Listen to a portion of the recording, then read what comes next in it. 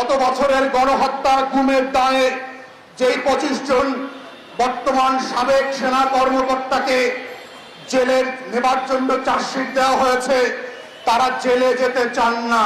ওনারা নিজেদেরকে মাসুম মনে করেন, ওনারা নিজেদেরকে মনে করেন আমাদেরকে এসি রুমে রাখতে হবে।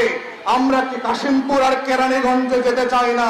যদিও তারা গুম খুন করেছেন, যদিও তারা সারা বাংলাদেশে 800 আয়না ঘর বানিয়েছেন, যদিও তারা গত 16 বছরে লক্ষ লক্ষ রাজনৈতিক নেতা কর্মীর আঙ্গুল উপড়ে দিয়েছেন, ট্রেন লাইনের উপরে লাশকে দ্বিখণ্ডিত করে দিয়েছেন, আমার মাদ্রাসার ছাত্র এবং শিক্ষক ভাই বোনদেরকে শুধুমাত্র দাড়ি টুপির কারণে ধরে নিয়ে জঙ্গি বানিয়েছেন। এত এত অপরাধ করবার পরেও যে ফৌজের মেম্বার হন, তিনি পুলিশের আইজি হন, তিনি র্যাবের ডিজি হন, তিনি সেনা প্রধান হন, প্রজাতন্ত্রের কর্মচারী থেকে শুরু করে সবার জন্য রাষ্ট্রের আইন সমান।